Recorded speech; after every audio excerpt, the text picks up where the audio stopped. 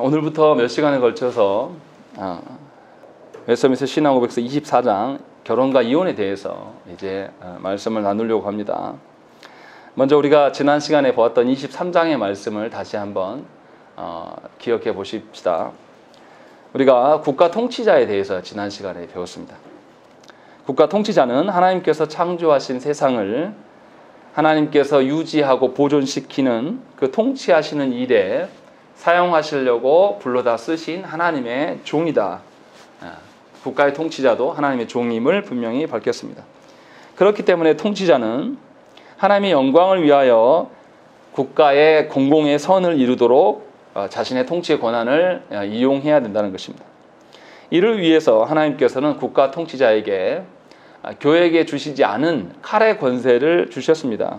그래서 국가 통치자는 이 칼의 권세를 가지고 뭘 해야 되냐면 국내적으로는 국민 생활을 보장하고 범법자를 처벌하여서 질서를 유지시키는 일에 힘써야 되는 것이고, 국외적으로는 국가의 안녕을 위협하는 외세의 침입을 막아 세우는데 이 칼의 능력들을 활용할 수 있어야 된다는 것입니다. 그렇지 않고 이 외에 자신의 목적을 위하여서 남용하게 되면 독재자가 되는 것이고 많은 국민들을 학살할 수밖에 없는 것입니다.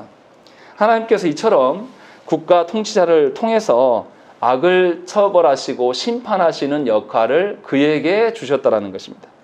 그렇기 때문에 신자는 원수를 갚는 일에 권한이 없습니다. 자기 원수를 사랑하고 핍박하는 자를 위하여서 기도하는 것이 우리가 해야 될 권한인 것이에요. 그런데 우리의 사회의 사람들은 자신의 부당한 일이 닿으면 자신이 원수 갚는 일을 좋아하고 또 자신의 신변에 관련돼서 위협을 당했을 때 반드시 원수 갚는 것을 통쾌하게 여기는 것이 우리의 심정적인 마음의 질서라는 것이죠. 하나님은 절대로 불의한 일을 그냥 간과하고 넘어가신 하나님이 아니에요. 마지막 심판 때만이 아니라 악인들의 불의함에 대해서 하나님께서는 지속적으로 심판하시는 하나님이신데, 그 하나님의 공의로우심을 우리가 신뢰하지 않기 때문에 우리 스스로 이것들을 처벌해야지만 속 시원해야 하는 것이고, 악인들은 죽어 없어져야지만 된다고 생각하는 것입니다.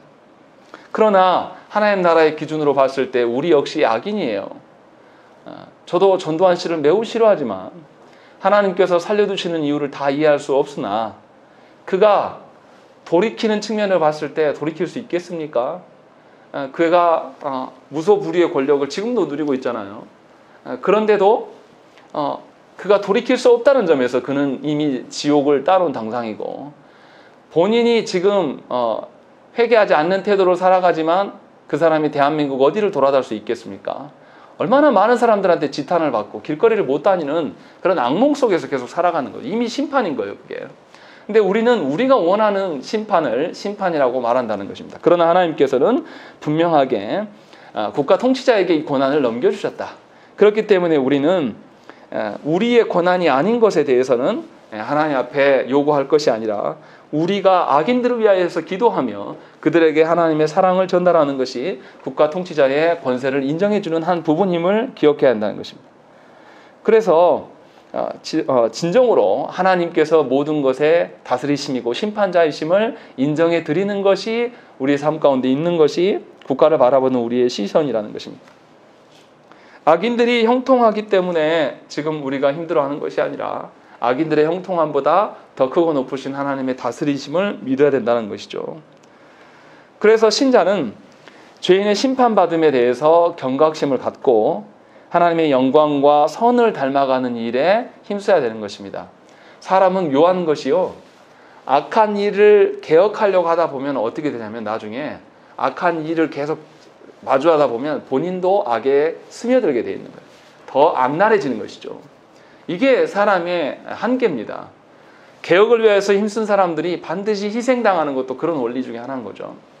그런 점에 봤을 때 우리는 하나님의 영광과 하나님의 선하심에 거하기를 소망할 수 있어야 되는 것이죠. 그래서 그리스도인들은 자기 자신의 죄를 미워하고 멀리해야 되는 거예요. 먼저 그게 선행돼야 되는 것이죠. 그렇지 않고 남의 일들을 먼저 꺼내기 시작하면, 물론 남의 일들도 이야기를 해야 되죠. 반드시 뭔가 대응이 따를 수밖에 없다는 것입니다. 또 혹여라도 우리가 범죄하였더라면 우리가 해야 될 일은 회개해야 되는 것이지, 과거에 범죄한 것에 대해서 푸념하고 거기에서 뭔가 하소연하는 식으로 하나님 앞에 설 필요가 없다라는 거예요. 하나님은 어떠한 죄도 다 받으실 수 있는 하나님이시기 때문에.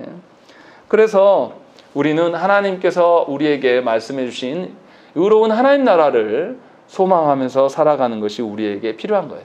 우리의 어떠함 때문에 우리의 처지나 어떠함 때문에 하나님 나라를 못 보는 것이 아니라 우리의 어떠함을 뛰어넘으시는 그 하나님을 바라보면서 하나님 나라를 조망하며 살아가야 된다는 것입니다. 그래서 신자는 국가 안에서 살아갈 동안에 두 패턴으로 볼 수 있는데, 신자가 공직에 뛰어들 수 있는 경우와 뛰어들지 않는 경우를 나눠서 설명하면, 공직으로 나아갈 때 자신의 성공을 위하여서 나아가는 것이 아니라는 것입니다. 자신의 성공으로 위해서 나간 사람들은 반드시 타락하게 돼 있어요. 자신의 안위를 먼저 살피고 공직자로서의 공공의 선을 구하지 않는다는 것입니다. 그리스도인들이 공직에 나아갈 때는 반드시 하나님의 다스리심의 연장선으로 사명의식을 갖고 그 자리에 나아가야 되는 것이에요. 그래서 불신자들이 공직을 다루는 것보다 신자들이 공직에 서는 것이 훨씬 더 압도적인 하나님의 공의를 드러내야 되는 것이에요. 그렇지 않을 거면 안 하는 게 좋아요.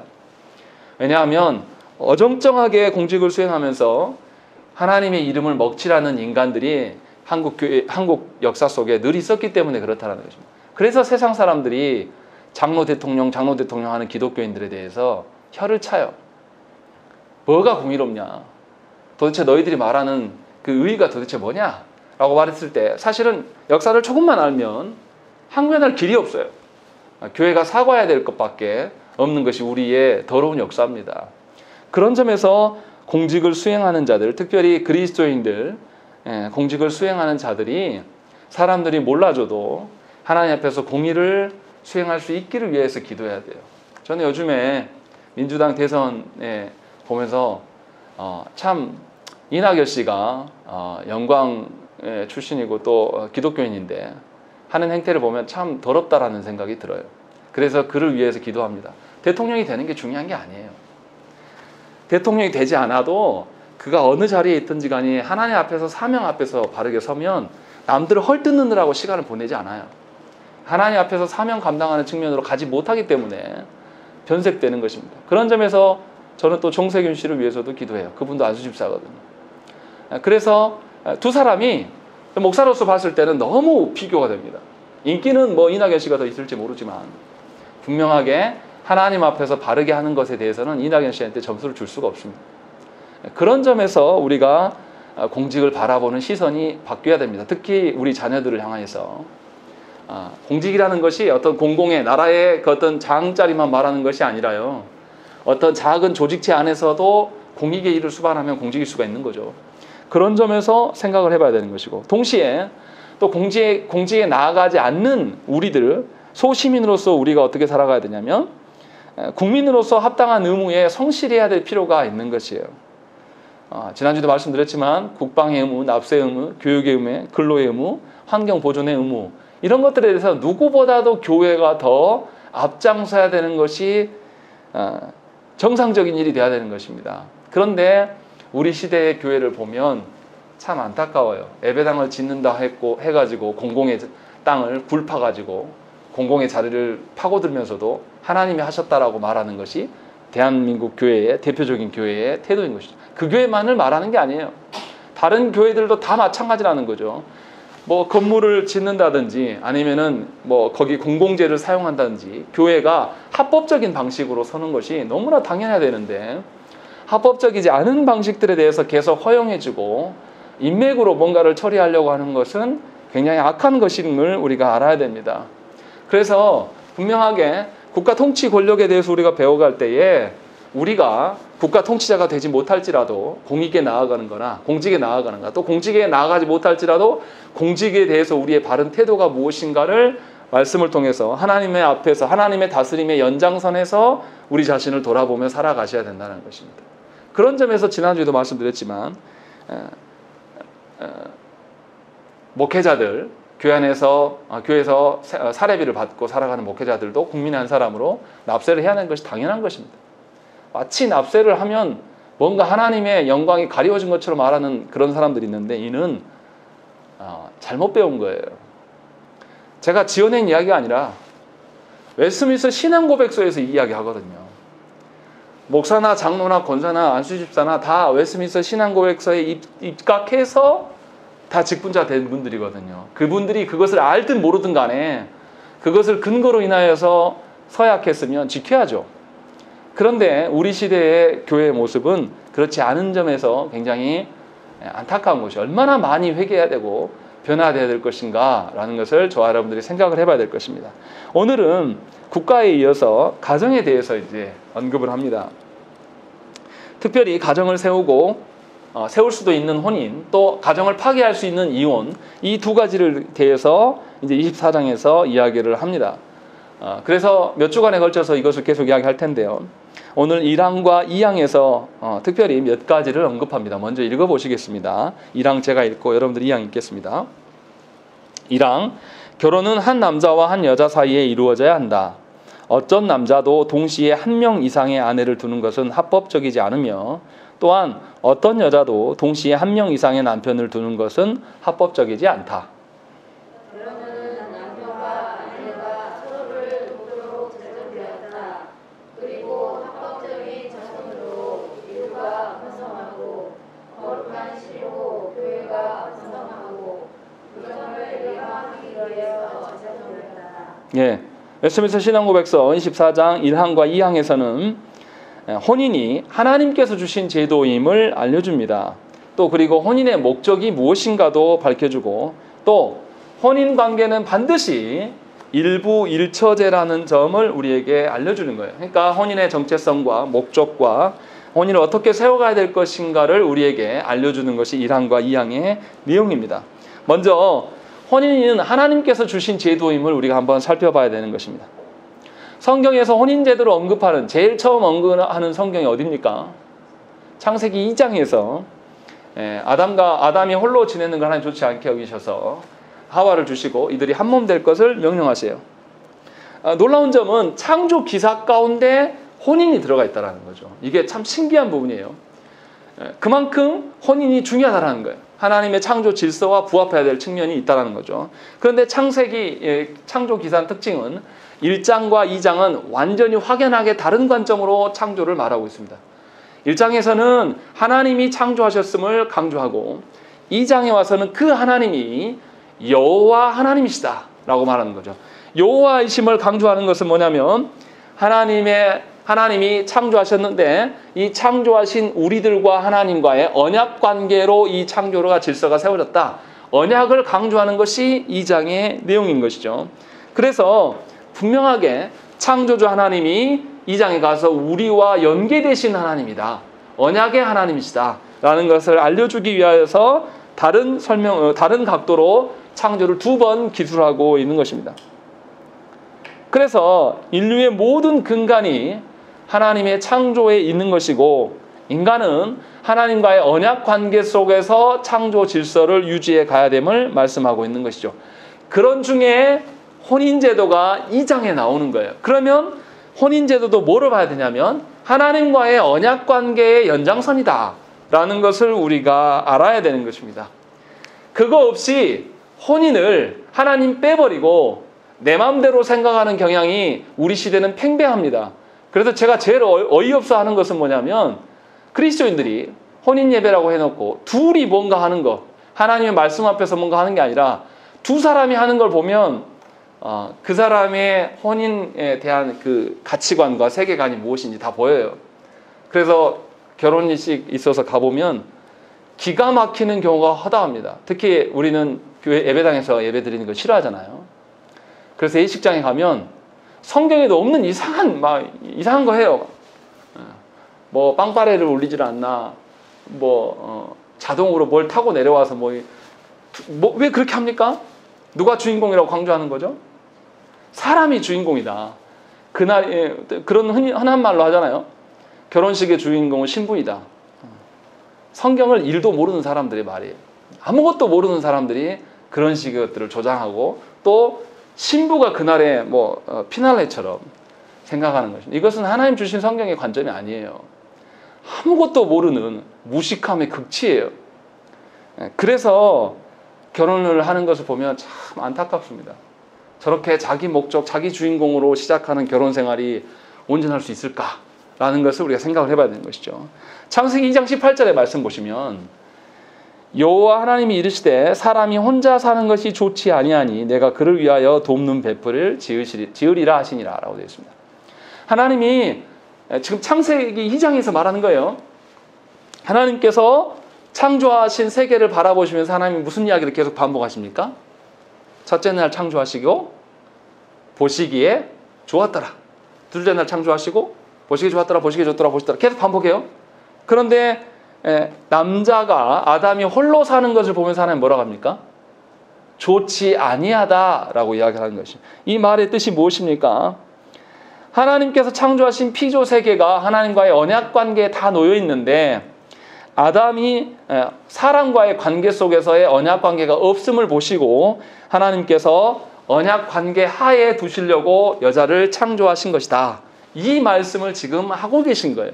그러니까 사람 간의 관계 속에서도 언약 관계가 드러나야지만 하나님의 창조 질서가 그 안에 전속될 수 있음을 강조하기 위해서 이 결혼 관계를 이렇게 설명하고 있는 것입니다.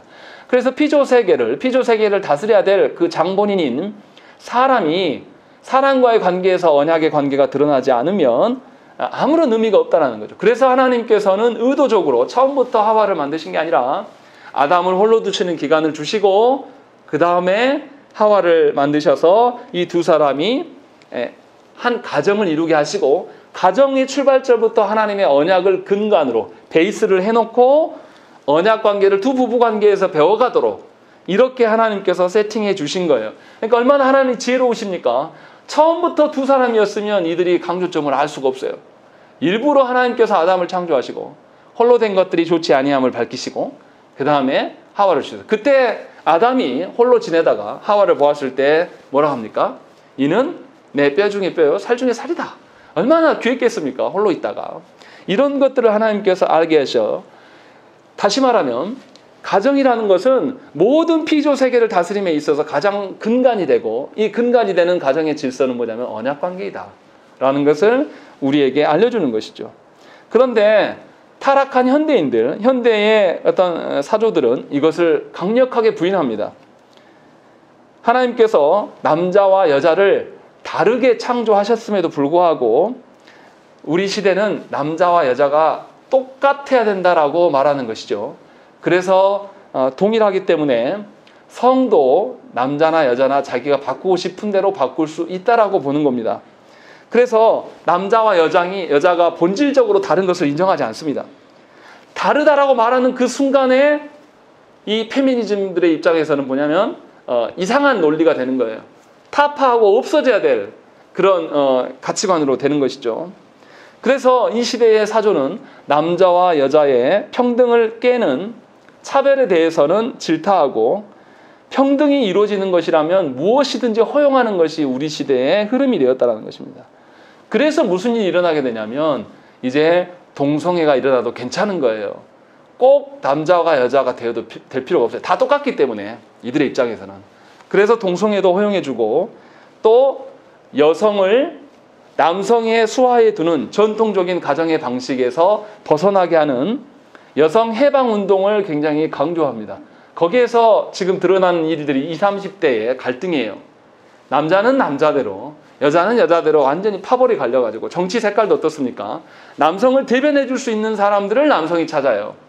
또 여성은 여성을 대변해 줄 수 있는 그런 정치 색깔을 찾아가요. 그래서 남성은 국민의힘 쪽에 기울고 20, 30대 여성은 또 정의당이나 그쪽으로 이제 계속 기우는 방식으로 가는 것이죠. 이것이 참으로 안타까운 일들이 된 거예요. 왜 그러냐면 하나님께서 창조하신 남성과 여성의 개념이 없기 때문에 벌어지는 일이라는 것입니다. 그래서 하나님께서 주신 남성과 여성성에 대해서 생각하지 않는 것이죠. 하나님이 남성과 여성으로 부르셨다는 것은 각각의 소명이 다르다는 것이고 그 소명으로 말미암아서 하나님의 어떠하심을 보라는 거예요. 그런데 우리 시대는 이 남성과 여성의 다른 소명에 대해서 거절해요. 그렇게 말하면 못 견디는 것이죠. 그렇다면 하나님께서 세우신 부부의 한몸대에 대한 반역은 우리 시대만의 이야기인가? 그렇지 않다는 것입니다. 역사 가운데 일부 다처제는 늘 있었습니다. 남성 중심적의 세계관 속에서 일부 다처제. 성경에도 어떻습니까? 많은 성경의 인물들이 일부 다처제의 모습을 갖고 있습니다. 그러면 하나님께서 이것을 허용하신 걸까요? 아니에요. 그만큼 인류가 악했다라는 것입니다. 그러나 성경의 인물들이 여러 아내를 가진 것에 대해서 하나님이 분노하시고 화를 내시지는 않아요. 이거를 보면서 허용했다고 생각하면 안 되는 것입니다. 무슨 말이냐면 하나님께서는 일부 다처제를 허용하신 적이 없어요. 근데 인간이 타락해서 그것을 시행하는 것이죠. 우리가 알아야 될 것은 뭐냐면 일부 다처제의 범죄가 하나님의 구원 역사보다 더 능가하고 큰 것이 아니라는 거죠. 일부 다처제의 범죄가 있을지라도 하나님은 당신의 구원 계획을 이끌어 가시는 하나님이셔요. 다시 말하면 동성애가 교회를 파괴하고 동성애가 모든 것을 지배할 수 있을 것이라는 착각 속에서 벗어나야 한다는 것입니다. 하나님의 구원 계획은 하나님이 우리를 향해서 얼마나 오래 참고 인내하셨는가를 조금이라도 아는 거라면 일부 다처제가 하나님의 거룩한 연합을 훼손할 수 없음을 우리가 알 수 있다는 것입니다. 그렇기 때문에 우리는 남성성과 여성성을 다시 되살릴 수 있는 방편으로 우리는 돌아서야 되는 것이죠. 하나님께서 정하신 대로 한 남자와 한 여자가 한 몸을 이루어서 부부가 되는 것이 당연한 것뿐만 아니라 거기에서 남녀 간에 하나님 주신 언약 관계를 세워가야 돼요.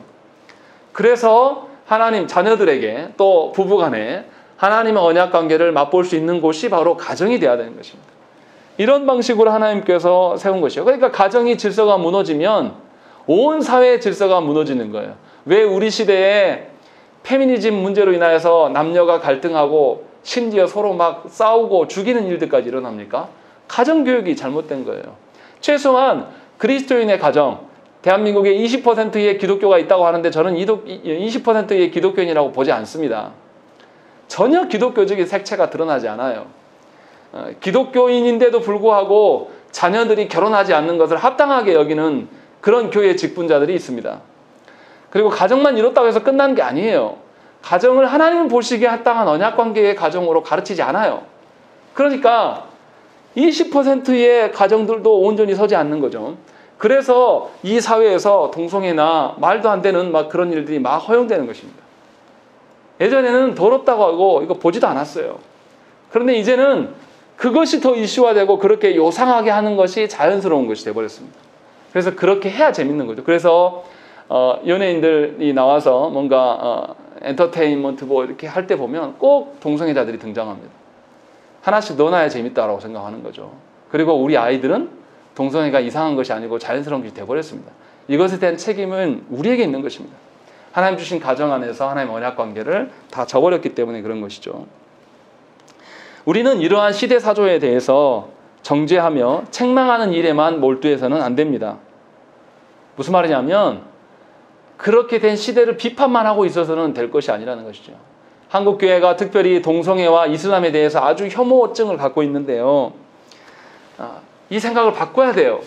동성애자의 범죄와 하나님의 언약을 아는 우리들의 범죄가 하나님 앞에서 큰 차이가 있을까요? 하나님 앞에서 다 같은 범죄자예요. 다 같은 죄인이란 말이죠. 죄인에게 가장 복된 소식이고 죄인에게 죄를 이겨낼 수 있는 가장 큰 능력은 무엇입니까? 복음이에요. 죄인들에게 정죄하면서 너희 죄인이다 죄인이다 라고 지적하는 것이 중요한 게 아니라 정말로 그들을 하나님의 자녀로 본다라면 그들에게 복음과 하나님의 율법의 말씀을 제시하여서 큰 죄악에서 그 크고 무서운 죄악에서 죄를 두려워할 줄 알고 돌이킬 수 있도록 우리가 도와야 된다는 것입니다. 그래서 그리스도를 믿음으로 말미암아서 죄의 유혹을 이겨내도록 해야 될 것이 교회의 사명이에요. 그런데 제가 볼 때는 교회가 하나님의 부르심을 받았음에도 불구하고 죄의 유혹을 이겨내지 못하고 있는 실정이에요. 그래서 교회 안에 돈 문제로 싸우고 교회 안에 목회자가 성의 문제에 연루되어 있고 교회 안에 목회자가 세상 사람들과 같이 돈으로 인하여서 권력 욕심에 취해서 살아가는 것이 지금 우리 시대의 교회 모습이라는 것이죠. 우리도 정화되지 않았는데 우리가 어떻게 동성애자들에게 복음을 제시할 수 있는 그런 여유가 있겠습니까? 불가능한 거예요. 그래서 복음이 회복돼야 됩니다. 가정이 회복되기 위해서는 다른 거 없어요. 복음이 회복돼서 하나님의 창조하심대로의 원리가 우리 안에 드러났을 때에 가정이 가정다울 수가 있는 것입니다. 그것을 떠나버리고 내 주관대로 내 뜻대로 되어지는 것은 가정이 아닙니다. 그런데 너무나 안타까운 것은 우리 한국 사회에 이 잘못된 유교가 들어와서 몇천 년 동안 우리를 지배하면서 많이 산 사람이 무조건 어른인처럼, 제가 살아보니 그러지 않아요. 하나님 앞에서 참된 바른 성숙함은 나이 먹었다고 되는 것이 아닙니다. 하나님의 어떠함으로 살아가는 거예요. 내 정서대로가 아니라 성령께서 지도해 주시는 대로 순종하면서 사는 것이 진짜 성숙함이에요. 그것으로 가정을 회복할 수가 있어야 되는 것입니다. 그러함에도 우리가 세상 속에서 살아가기 때문에 우리 시대는 성경을 매우 가부장적인 것으로 이야기를 합니다. 그래서 이 가부장적인 성경은 없어져야 된다. 우리 시대는 그렇게 이야기해요. 그래서 젊은이들이 성경을 아예 보지도 않고 성경을 들고 다니는 것에 대해서 혐오합니다. 물론 이렇게 되는 데는 우리가 한몫했어요. 기성세대들이 하나님 앞에 꿇어 엎드려서 회개해도 모자람이에요. 그런데도 놀라운 것은 교회 안에 오래된 신자일수록 정말로 독하게 회개하지 않습니다. 성경도 안 봐요. 그러니까 이게 답답할 노릇인 것이죠. 그렇게 다 헤쳐먹고 난 다음에 후배들한테 믿음 없다라고 이런 말 하지 마시라는 거죠. 다 가정의 훼손과 교회의 훼손으로 말미암아 드러난 결과물이에요. 이제부터 우리가 해야 될 것은 뭐냐면 이렇게 타락해버린 교회를 바라보면서 세상 가운데 말씀의 기준이 무엇인가를 해명할 수 있어야 되는 것입니다. 우리가 이 시간에 나눠야 될 것은 성경이 가부장적이지 않다, 요 이야기를 해야 돼요. 남성과 여성은 하나님께서 처음부터 동등하게 존재케 하셨습니다. 동등하지 않고는 절대 한 몸을 이룰 수가 없어요. 그런데 우리의 오류로 말미암아서 이 남성과 여성의 동등함을 깨뜨렸습니다. 흔히 교회에서 하는 말이 여성이 남성의 갈비뼈에서부터 나왔기 때문에 남성이 우위에 있는 것처럼 말해왔습니다. 근데 이것은 성경 해석을 너무나 모르는 거예요. 헛소리입니다. 그런 말을 믿으면 안 돼요. 하나님께서 아담 혼자 있었을 때, 남성 혼자 있었을 때 뭐라고 했냐면 좋지 않다라고 말씀하셨어요. 그러니까 남자 혼자 하나님의 사명을 감당할 수 없다는 뜻이에요.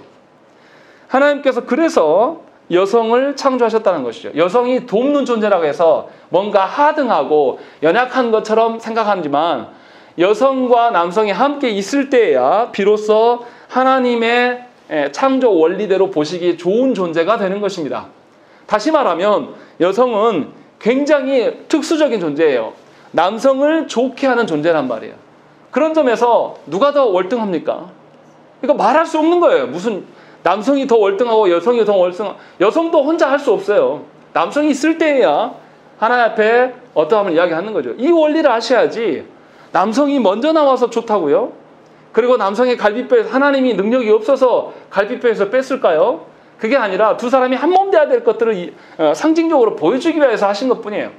해석하는 우리들의 아둔함과 미련함과 가부장적인 사고로 성경을 해석하기 때문에 그간의 교회가 잘못된 방식으로 계속 가르쳐왔다는 것이죠. 그러나 분명하게 남성과 여성은 서로 돕는 존재예요. 그래서 우리 신앙고백서에서 분명하게 이야기하죠. 2항에서 결혼은 남편과 아내가 서로를 돕도록 제정되었다라는 것입니다. 누가 잘난 게 아니라는 거죠. 동등해야 한다는 것이죠. 그러니 결혼해서 서로 패권을 주려고 하는 것들은 얼마나 악한 죄의 번성인지를 알아야 돼요. 신혼부부에게 자꾸 누가 패권을 쥐어라, 네가 네 가정 안에서 주인이 돼야 한다 이렇게 가르치는 것은 아주 악한 겁니다. 듣지 마세요. 혹여나 그런 일들을 조장하는 분들이 있으면 혼내십시오. 이것은 하나님의 언약 관계를 다 깨는 것입니다. 분명하게 성경에서 여성의 독특함을 이야기하면서 그 독특함으로 남성의 권위를 인정하면서 함께 하나됨으로 하나님의 언약 관계를 세우라고 말씀하신 거예요. 이렇게 말씀하신 이유가 뭐냐면요, 삼위 하나님께서 이런 방식으로 존재하신다는 거죠. 삼위 하나님이 성부와 성자와 성령님이 동등하신 하나님이에요. 위격으로 각각 구별되시지만 다 동등하신 하나님이에요. 그런데 우리의 어리석음 때문에 성부가 가장 크고 성자 하나님이 그 다음이고 성령님이 가장 작은 것처럼 생각합니다. 그런데 이것은 우리의 큰 오해예요.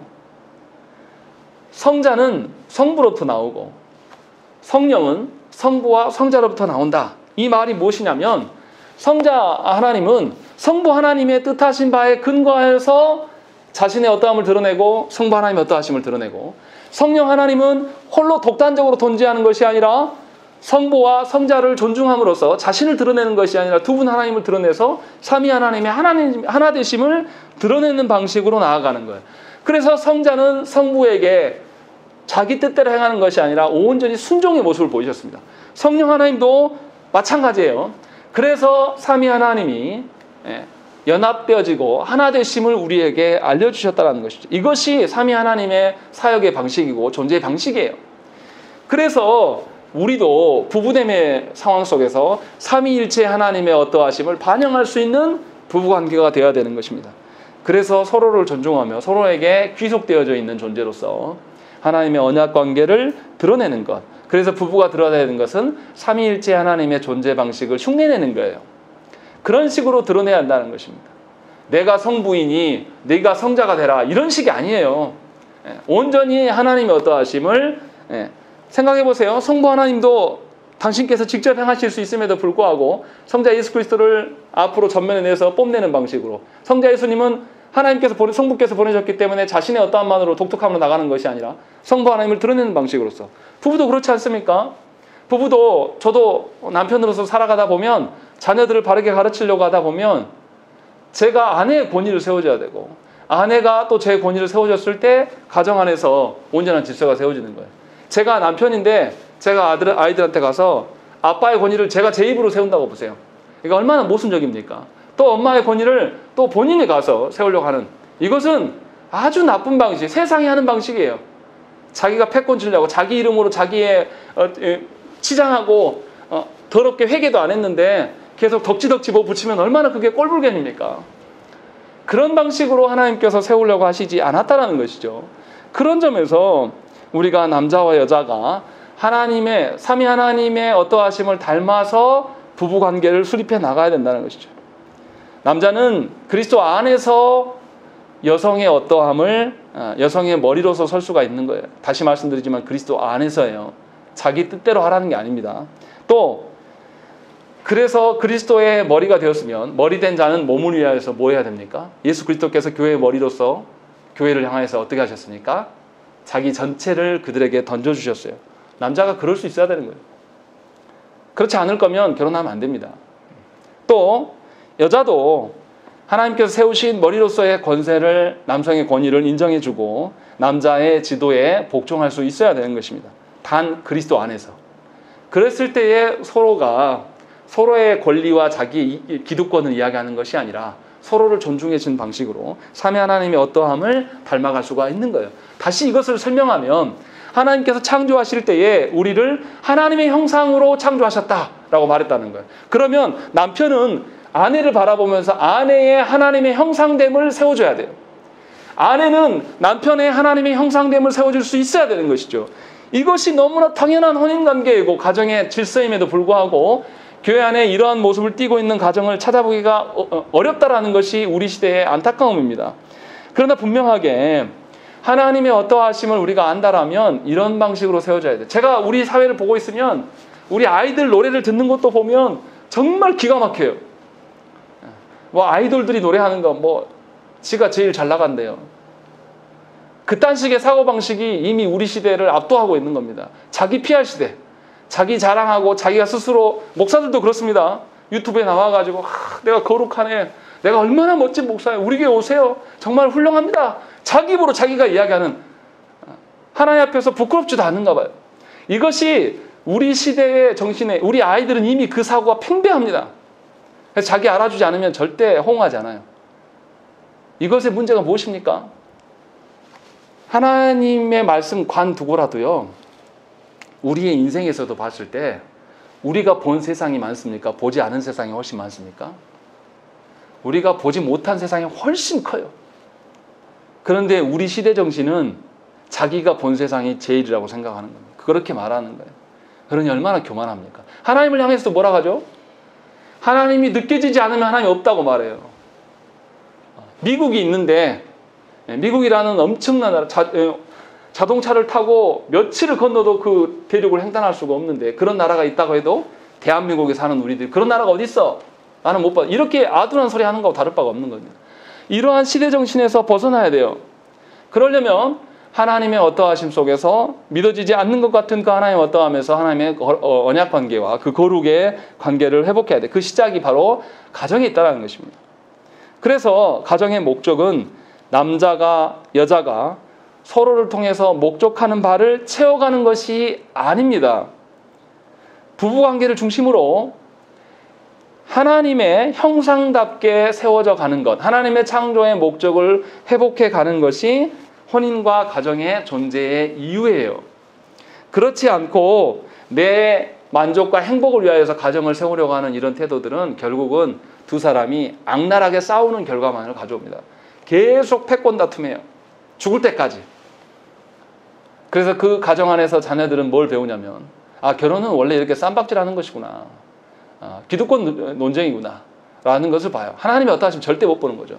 교회 안에서 그렇게 가정 안에서 사는 아이가 교회에 와서 하나님의 그 언약 관계를 쉽게 볼 수 있겠습니까? 자기는 한 번도 경험해 보지 않은 건데 주일에 그것도 일주일에 몇 번이나 교회 나올지 모르겠지만 1시간 나와가지고 하나님 어떠하심을 안다고요? 그 크고 높으신 하나님 그렇게 쉽게 알아줍니까? 그렇지 않아요. 그런 점에서 우리가 경각심을 가져야 한다는 것입니다. 지금 계속 결혼에 대한 이야기를 했는데 오해하지 말아야 될 것은 독신이 더 열등하다 이렇게 말하려고 하는 것은 아닙니다. 사도 바울 선생은 분명히 독신의 은사도 있음을 말씀했어요. 독신자는 뭐 해야 됩니까? 혼인 관계 안에서 서로의 하나님의 형상을 세워가는 일을 못하기 때문에 이 사람은 영혼 살리는 일에 주력해야 돼요. 독신의 삶을 살 거면. 그래서 자신의 육체적인 관계가 아니지라도 영혼의 어떠함으로 인하여서 영혼의 자식을 낳을 수가 있어야 되는 것입니다. 그래서 하나님의 그 형상을 닮아가는 영혼들을 계속 드러내는 일에 주력하기 위하여서 독신하는 것은 합당해요. 그러나 그게 아니고 결혼 생활을 하려고 하니 믿을 여자가 없다, 믿을 남자가 없다, 그래서 나는 결혼 안 한다, 이런 청년들이 천지에 깔려 있습니다. 이런 방식은 하나님께서 원하시는 것이 아니고 아주 교만함의 최고 선봉에 서 있는 것입니다. 분명히 하나님은 생육하고 번성하라고 우리에게 강조하셨어요. 그렇다면 결혼을 통하여서 결혼의 목적이 생명을 낳는 일임을 깨달아 알아야 한다는 것입니다. 그러니까 독신자로 남아있어도 하나님의 생명을 낳는 일에 주력하는 것이 독신자의 합당한 삶의 방식이라는 것입니다. 그래서 하나님 나라가 도래하기까지 예수께서 오실 그 날까지 혼인제도는 다른 창조 질서와 함께 온 창조 세계를 지탱하는 기둥과 같은 역할로서 하나님께서 우리에게 주신 거예요. 그래서 혼인제도를 하나님의 언약관계에서 지켜내기 위해서 저와 여러분들이 힘써야 되는 것입니다. 부부간에 서로를 하나님의 언약관계로서 바라보지 않는다라면 있을 수 없어요. 더 이상 다른 게 필요 없어요. 본인의 가정은 다루지도 않으면서 주의 일을 하겠다라고 뛰어드는 것을 보면 저는 그만두라고. 그게 중요한 게 아니에요. 교회 안에서 이런 사역하고 저런 사역하고 그게 뭐가 중요합니까? 하나님 주신 가정도 하나님 언약관계로 세우려고 하는 의지가 없는데 그것을 먼저 하셔야 되는 것이죠.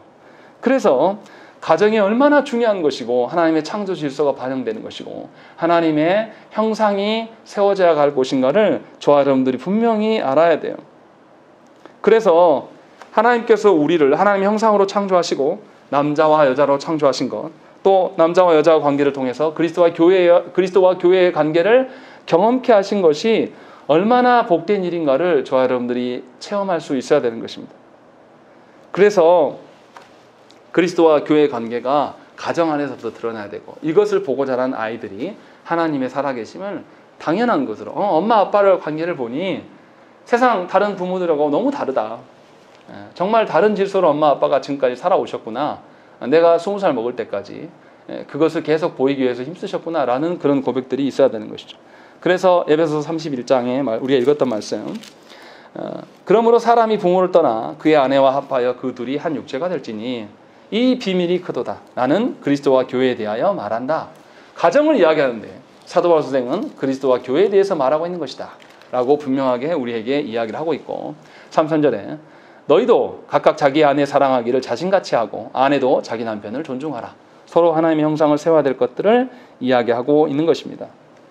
그러므로 하나님께서 우리에게 배우자를 주심이 얼마나 크고 놀라운 것인가를 깨달아야 되고, 또 배우자가 없는 분들은 없는 채로 나는 없으니까 그럴 수 없다고 할 것이 아니라 하나님이 맡겨주신 마주하게 될 영혼들을 하나님의 자녀되게 함으로 생명을 잉태하는 일에 힘쓰셔야 된다는 것입니다.